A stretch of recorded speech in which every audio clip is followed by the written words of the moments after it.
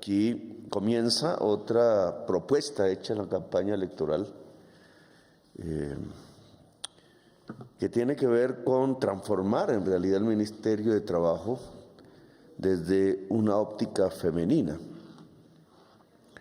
La desigualdad laboral se mide en formas diferentes y cubre muchísimos aspectos.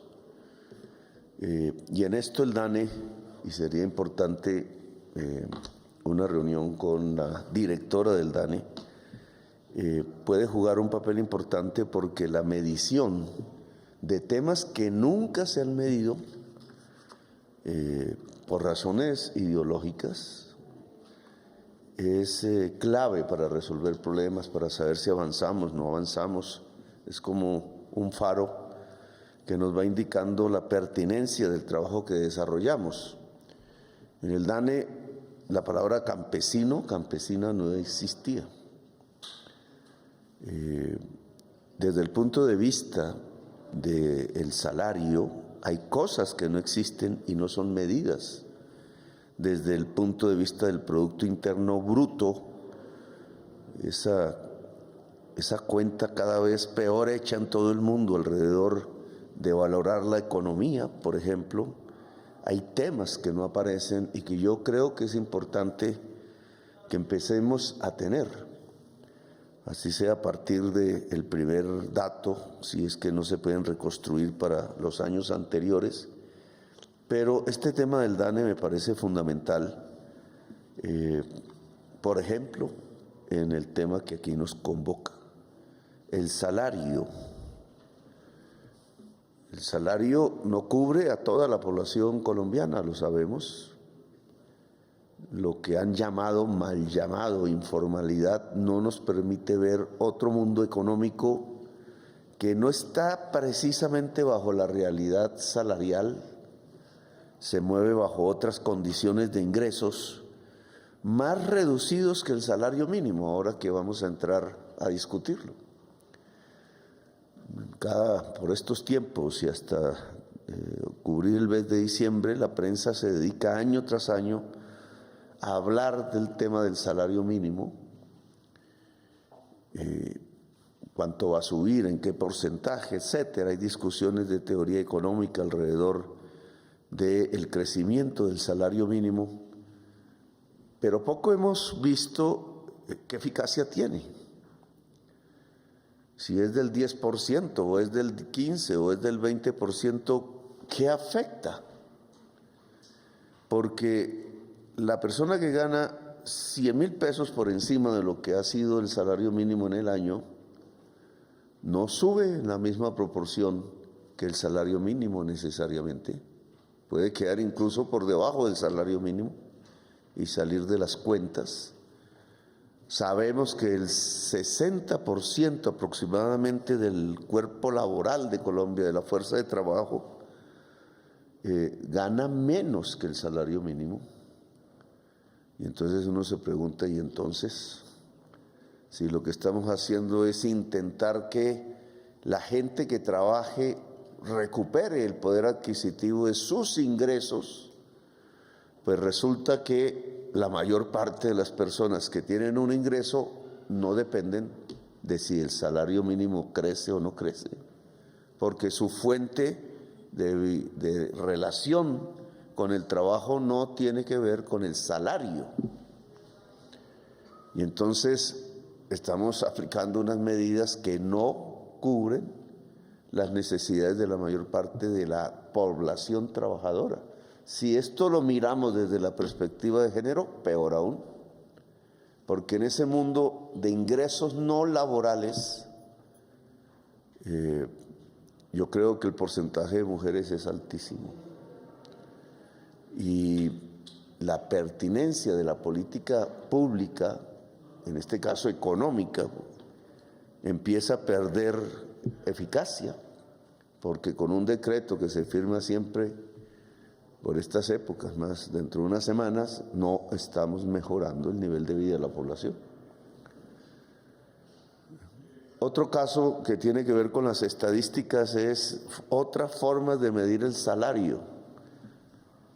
El salario real que es ese nominal, pero no el mínimo, sino toda forma de salario nominal de acuerdo al índice de precios.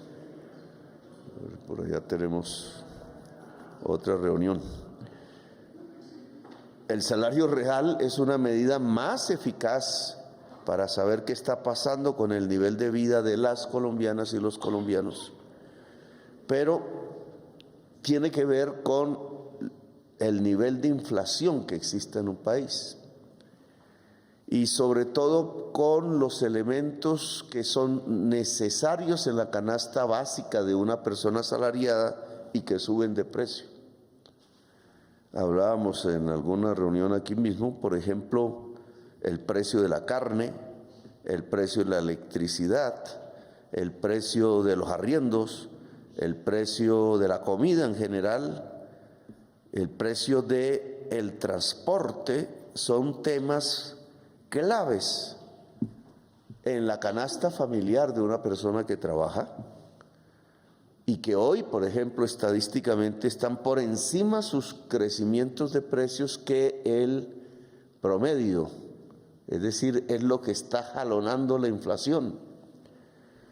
Y aquí habría que ver, porque hemos leído que la inflación ha crecido en Colombia por la inflación internacional, ¿qué papel juegan los bienes importados en este tipo de productos? En unos, indudable, fertilizantes, por ejemplo, determina el maíz importado, determina el precio del cerdo, el precio de la gallina, el precio de los huevos, en parte. Pero en otros no hay respuesta, por ahí no podemos encontrar el por qué está subiendo sus precios, como el precio de la carne, que no tiene un gran componente en su producción de productos importados, o el de la electricidad. Y entonces aquí donde se va generando una especulación con la excusa de la inflación que destruye el valor real del salario. Y a la ministra de Trabajo le voy a pedir especial atención en esto, porque una central obrera, por ejemplo, puede pegarse en la lucha por el salario mínimo y no está incidiendo en el nivel real de vida de la gente que trabaja. Uno, porque mucha no está bajo la relación salarial; otra, porque de nada sirve crecer un 10, un 15% si su canasta familiar crece más. Lo que está es bajando el salario. Y se trata es que crezca el nivel de vida de las personas, no que disminuya.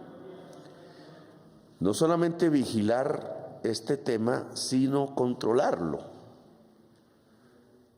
Y se ha vuelto un tema, digamos, de mis reuniones. Bueno, ¿cómo hacemos para que el precio de la carne baje y no sea especulativo?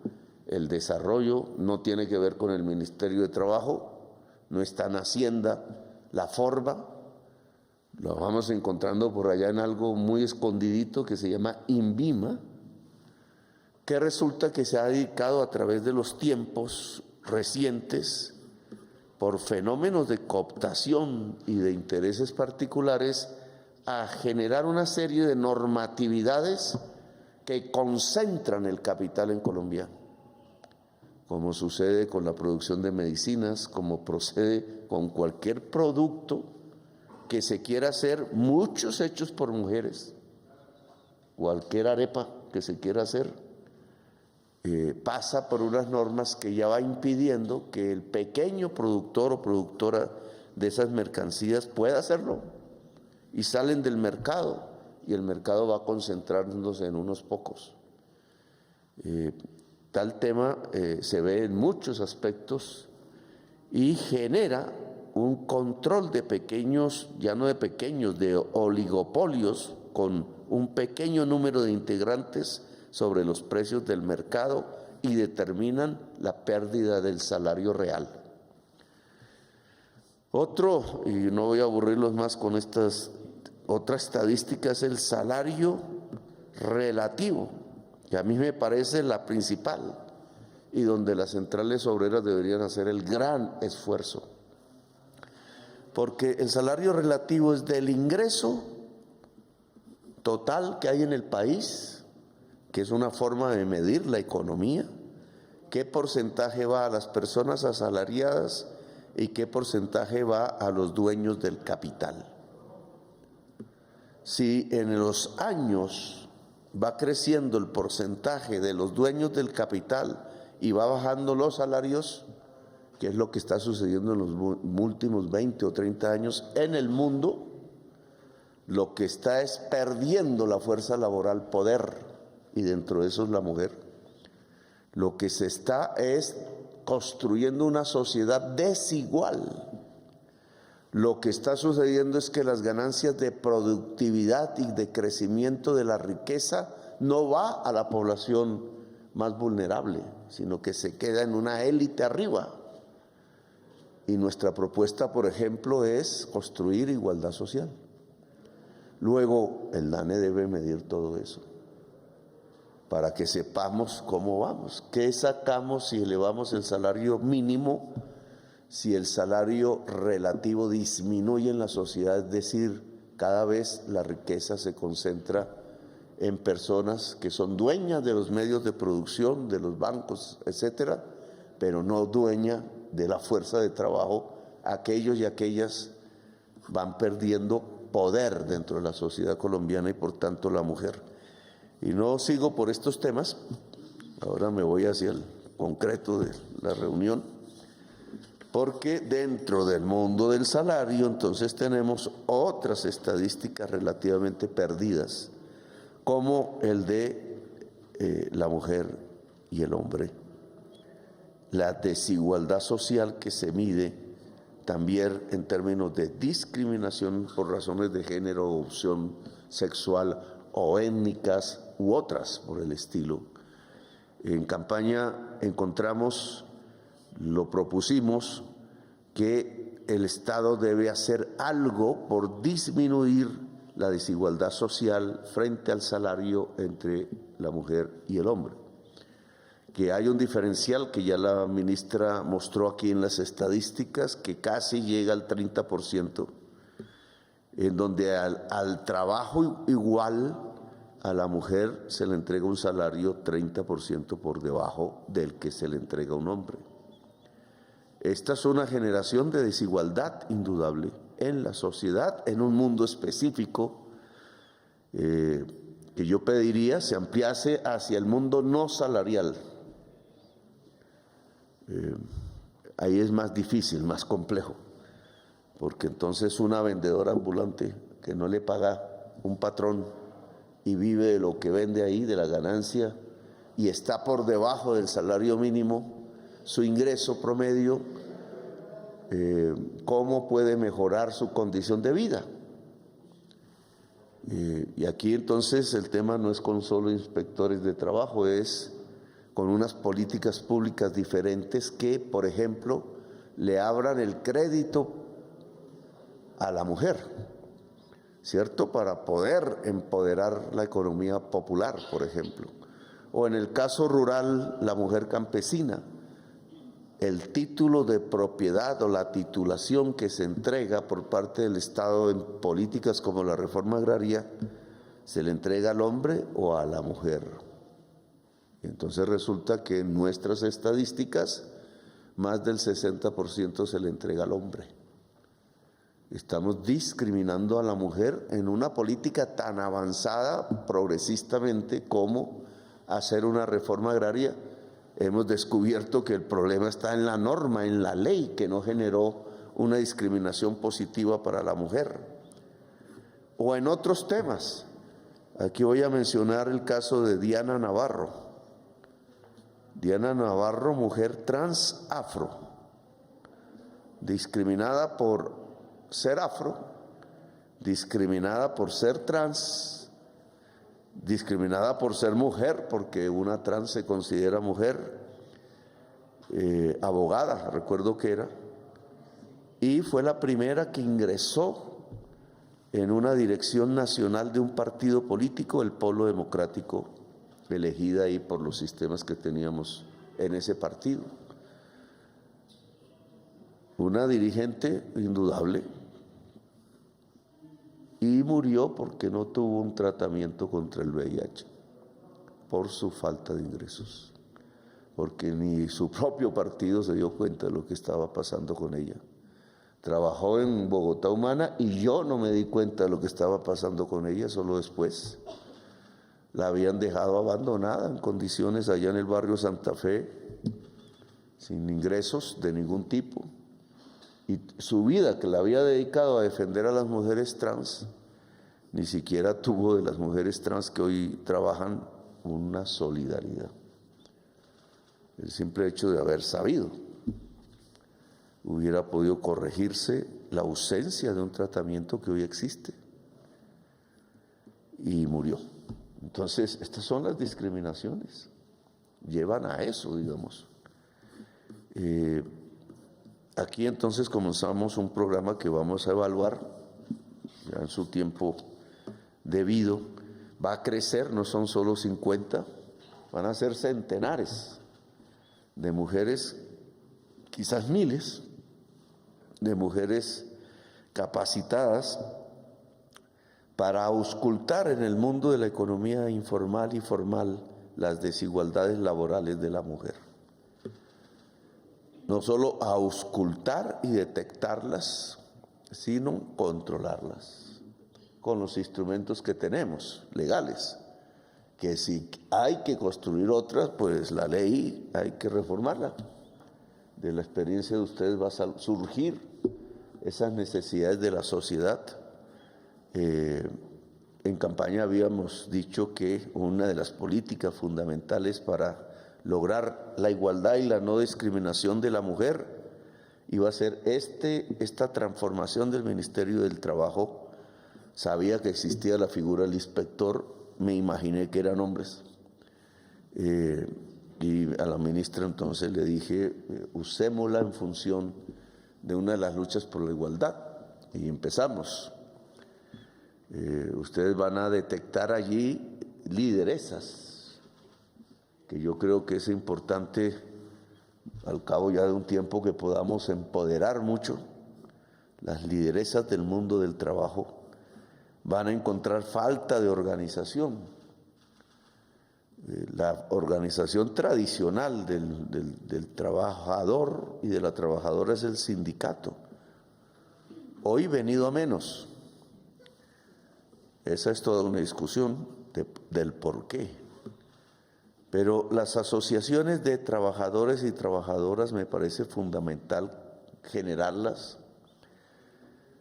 Se pensaron en el mundo europeo y norteamericano, en la sociedad industrial, para defender al trabajador del empleador, es decir, del capitalista. Pero en un mundo como el nuestro deberían tener una adaptación, porque si la mayoría de las personas tienen un ingreso que no deriva de un empleador, la Asociación de Trabajadores y Trabajadoras debe incluir esas nuevas formas y por tanto otro tipo de luchas, que ya no son solo el salario mínimo, sino, como decía al principio, también la gran lucha nacional por un salario relativo cada vez mayor. Qué importante sería esa lucha, por ejemplo. Es decir, que creciera del ingreso y la riqueza nacional una parte cada vez mayor para la población trabajadora que para la población que vive de las rentas del capital y que es una minoría en la sociedad. Este tema tiene que ser seguido por otra ministra, y es en las estadísticas del PIB, cómo se reconoce el trabajo de la mujer. En el PIB solo se valora lo que se vende en el mercado. Es una medida burguesa de la economía. Lo que no es mercantil no existe como riqueza. Y resulta que mucho de la riqueza no es mercantil. Por ejemplo, el trabajo de la mujer en el hogar. Y entonces, ¿por qué eso no se reconoce en el valor de la economía? El DANE debería tenernos unas estadísticas donde se reconozca el valor que representa para la economía el trabajo femenino en el hogar, por ejemplo, entre otros. Es decir, que el PIB debe funcionar como una valoración económica que no es solamente la mercantil. En el PIB también debe haber una diferenciación entre la economía productiva y lo que no es productivo. Porque entonces estamos midiendo como riqueza lo que apenas es una transferencia de riqueza. Por ejemplo, lo que sucede en los bancos. El que crezca el dinero en los bancos o las utilidades bancarias no es generación de riqueza. El banco tiene una función en la economía, pero no genera riqueza. Cuando trastocamos esas estadísticas así, creamos una ilusión económica que no existe. Muchísimas veces estamos pensando que crece la economía porque crecen las transferencias. Si solo crecen las transferencias y no crece la producción, está pasando algo que está chupando la riqueza de la sociedad y no está generando riqueza. Pero no los aburro más con estas disquisiciones económicas. Entonces, ahora entran ustedes aquí a trabajar, mujeres. Esto va a ser interesante. En 6 meses hacemos la primera valoración, ya el año entrante, y miramos cómo crece esta fuerza del Estado, compuesta de mujeres, en pos de la igualdad de la mujer. Así que las felicito, muy amables, y fuerza. Gracias.